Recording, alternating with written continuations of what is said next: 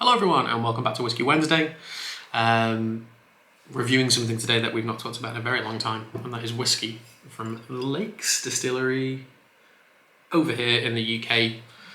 Currently probably my closest whiskey distillery that has product out anyway. This is Whiskymaker's Reserve number 6, bottled at 52% with a remarkably dark colour. Combination of Pedro Ximinez, Oloroso and red wine casks. I believe it is natural colour, and I believe it to be non-chill filtered. Not quite cask strength, but certainly higher strength. And I don't think I've reviewed a Lakes product since I did a live stream many years ago with the number 1 edition of this, which was bottled I think at 60 or 62% or 60.2%, something like that. The Lakes was established in 2011. I'm not going to get too deep into the history because there are channels which have done more on the Lake District whiskey and their whole releases. But they opened in 2011. They have released a huge amount of cask finish blended whiskies, which are genuinely quite interesting if you want to see the differences of different sherry types, different port types, orange wine casks. Very unique and high percentage, relatively affordable blended whiskies. So massive thumbs up to them for that.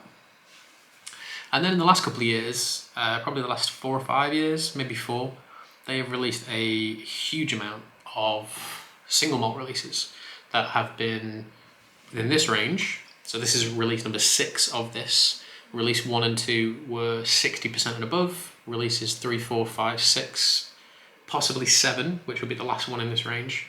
I think they're all going to be 52% because that one is. And then they also released something called it's not the Whiskymaker's Reserve, it's like the Whiskymaker's Edition series. They come in grey boxes most of the time with some very unique artworks on the front of them. They've been between sort of 80 to 100 pounds, between 46.6% all the way up to cask strength.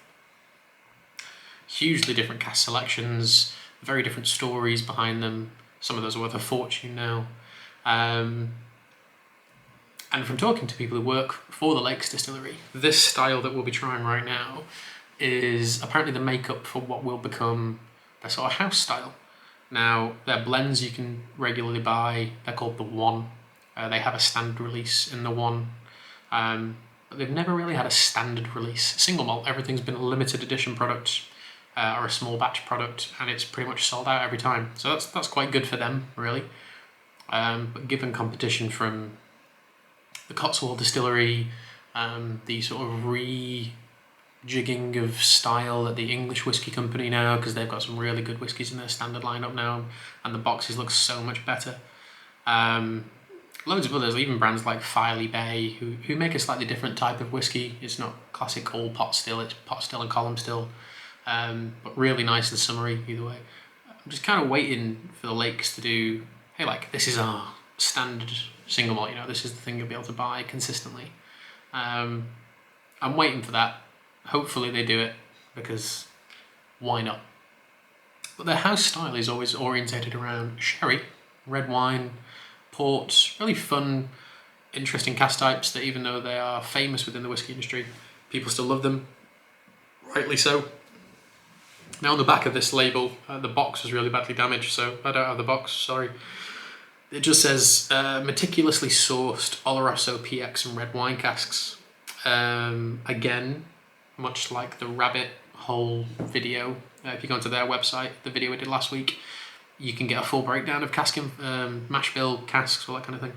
With this, it's got these 3 in it, and I'm being like pedantic for the sake of being pedantic at this point, but because these are numbered releases, 1, 2, 3, 4, 5, 6, it would have been nice to have those different cask breakdowns in there. Just to give us an idea, it's just an additional thing that can make a brand just that little bit more transparent, Not going to bite the head off of that though. Stunning colour on this stuff. It is the most kind of dirty, burnt orange colour. Like in the bottle, it is this remarkable shade of red. But when you dilute it a little bit and when you pour less of it into a glass, you do get that really nice burnt orange colour. I said the word dilute, I haven't added any water to this, so I backed out using that word. But let's smell, let's taste. The most recent heavily sherried thing we tried was Edgedour 10. And then we've reviewed Lagavulin 16 this year, or re-reviewed it I should say. And we've done the newest release of Macallan Intense Arabica, which was a bit of a letdown, I'll be honest, as was Lagavulin. But this though,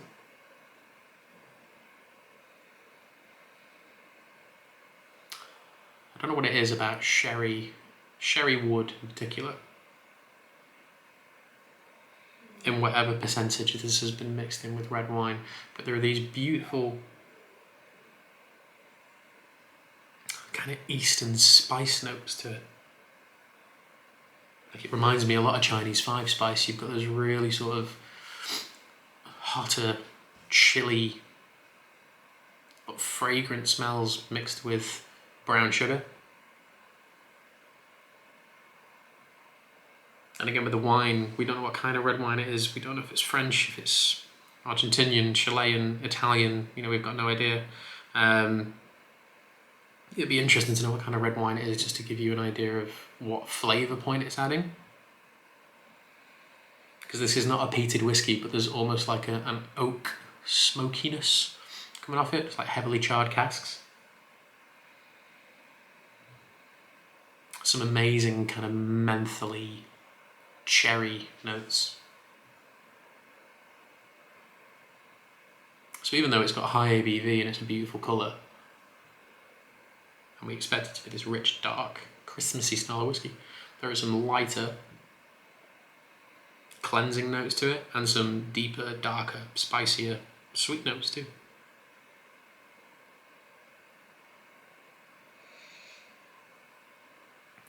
Not really getting any of that Christmas cakey thing, which I'm kind of happy about because I don't even like Christmas cake. Bit of raisin, some sultanery stuff, some classic sherry. We have this kind of woody, brown sugary spiciness with a bit of mint and a bit of cherry. Incredible. It's also got a really nice vermouth note to it. You almost get like I mentioned it a lot in the last few videos, especially this year because I've kind of gone nerdy on vermouth, but there is this like gentian root, orange, like burnt orange skin. It's very, very fragrant. It's very, very approachable. It really kind of pulls your nose into the glass. Let's taste it.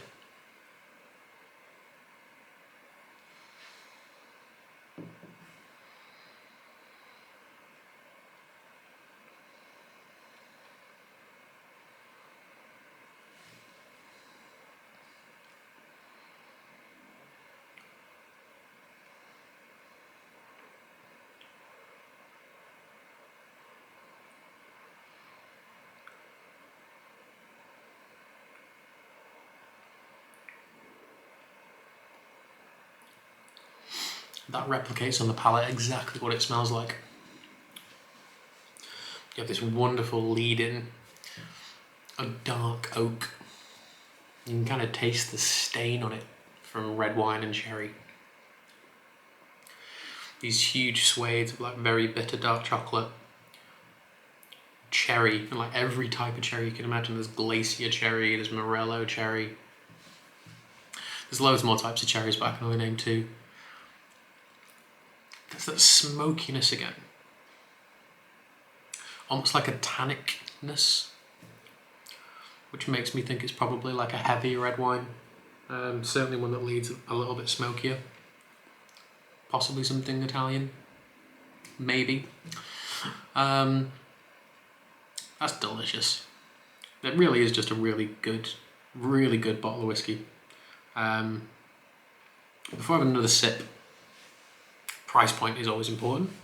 So the older bottles, prior to number 6, they were priced around sort of £70.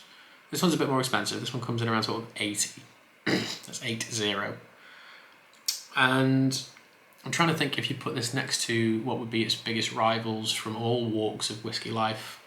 You know, the key brand that jumps into my head is Glenallachie. because the batch 9 of the 10-year-old cash strength, I'm pretty sure it's on batch 9 now. You can still pick that up. It's not been as in demand as some of the others. That's about £66 and a higher ABV.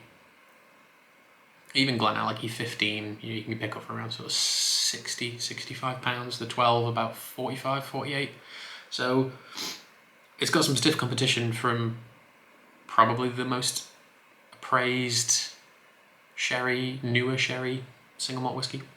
Obviously they're taking a lot of design cues from Macallan. This drink's richer and more intense in every way possible than many Macallans that I've tried for a very long time. I'm casting my mind back to maybe Macallan edition number 4 and edition 2, which were awesome. 6 was good as well. 5 was a bit of a letdown. But this drink's bigger and bolder and much more interesting than those Macallans do. Certainly more interesting than the current regular Macallan lineup. Glendronach, the 15 would probably give this a good run for its money. It's just lower in alcohol. The 18 is just becoming too expensive in general for me. There's Dalmore, but yeah, Dalmore. Aberlour, I've got some decent stock kicking around. The 14-year-old's very good. Not as high alcohol, about 30 quid cheaper than this too. But essentially, it's playing with quite a lot of competition. But because Lakes number 4 picked up, I forget which medal it won. It didn't win Best Whiskey in the World. I think it was like Best English Whiskey. Or maybe it was Best Single Malt. I don't know. I don't keep up with the award systems anymore. That drove the price of number 4 up. So when number 5 was released, that sold out pretty quickly. And now number 6 is out. So I'm hoping this one might stick around for a bit longer because it is honestly delicious. Like even now, it's getting more kind of datey and figgy, a bit kind of stickier and richer.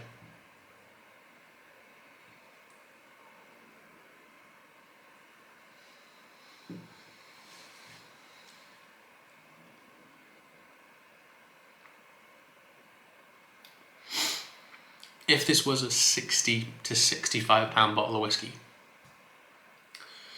it'd be getting like very high 9s. Like really high 9s because it is that good. But I'm just trying to think if I walk into a shop and saw it. But then I saw Glenallachie for a bit cheaper, saw Glendronach for a bit cheaper, Aberlour for a bit cheaper. And if you'd never tried an English whiskey before, you'd probably jump for this one because it's new. The plaudits that some of its predecessors have won might push you a little bit more to do that. But if this was in the same price bracket as the Glendronachs and the Aberlours and the Glenallachies, it would wipe the floor with them. I'm pretty dead set on that because this is very, very good quality single malt whiskey. I think the price is slightly too much, and that does affect my score a little bit. I'm going to give it an 8.5. There's a lot of power to it. There's a lot of delicacy, which is a nice contrast. There's tons of colour, natural colour, relatively interesting story. But I think maybe the price increase is purely due to the demand that they had on 4 and 5. I know everything's going up in price right now, but I just feel this is slightly too expensive. Yet, still good. But an 8.5 is a pretty solid score. It's still something I would certainly consider buying if there weren't as many options available. I mean, I've got 3/4 of a bottle left of it there, but it's just one of those things where if you're still a little bit unsure about English whiskey, a lot of its Scottish counterparts would probably still win you over, especially the prices they sit at. But nonetheless, a very, very good quality product all around. But yes, the Lakes Whiskymaker's Reserve number 6 gets an 8.5 from me. But thank you all for watching, and I'll see you next week. Cheers.